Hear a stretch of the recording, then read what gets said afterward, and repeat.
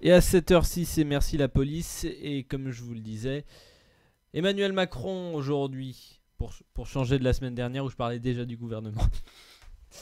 Bref, C'est très politique cette émission. c'est le principe, c'est un édito politique quand même. Donc je reviens sur le discours de ce midi sur l'Arc de Triomphe, enfin non pas sur, au pied de l'Arc de Triomphe. Ce midi donc d'Emmanuel Macron à l'occasion, vous le savez, du centenaire de l'armistice mettant fin au combat de la Première Guerre mondiale.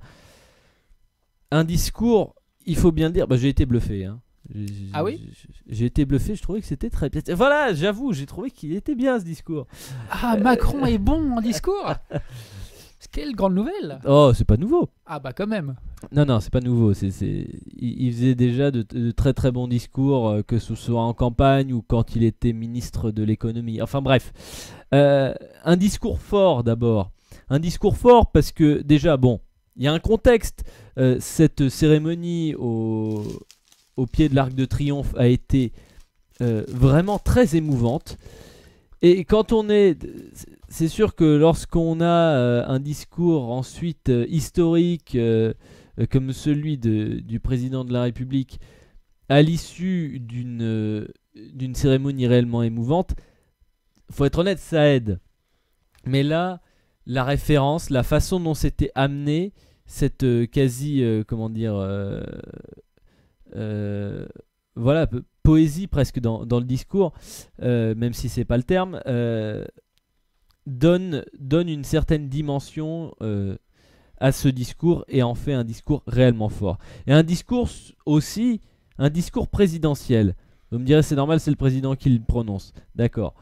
Mais c'est-à-dire que là où Emmanuel Macron, on pouvait lui reprocher, et je pouvais être le premier à lui reprocher, de manquer de hauteur à certains moments, là, il a retrouvé de la hauteur.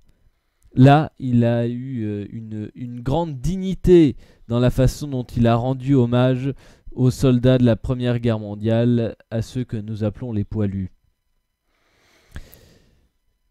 Et pour finir, je vous dirais que c'est un discours qui, là où il est vraiment fort, et c'est peut-être ça qui sublime les deux précédents points, c'est que c'est un discours qui donne des perspectives.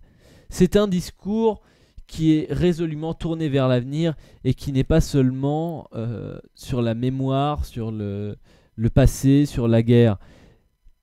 Ce qu'il dit, c'est qu'il faut bâtir la paix pour les générations à venir, pour le monde que l'on souhaite transmettre aux générations à venir. Enfin, pour le monde qu'il souhaite transmettre à la génération qui serait plutôt la mienne, en fait. C'est ça. C'est la nôtre, voyons.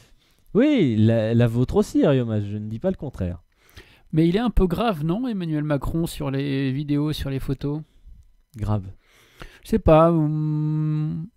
Je trouve qu'il alors peut-être qu'il s'est mis dans la peau de son personnage pour la commémoration, mais là pour le coup je le trouve très très grave, disons. C'est par exemple le 14 juillet en compagnie de Donald Trump, on le voyait très enjoué, très très joueur, aventurier, ouais, et là c'est pas la même chose. Là c'est des commémorations, il y avait 72 chefs d'État en plus. Voilà, il a vraiment, je trouve, sublimé, sublimé, non, c'est pas lui, mais il était réellement dans le ton de ses commémorations, ni au-dessus, ni en dessous, et c'est là que ce discours a vraiment été très fort.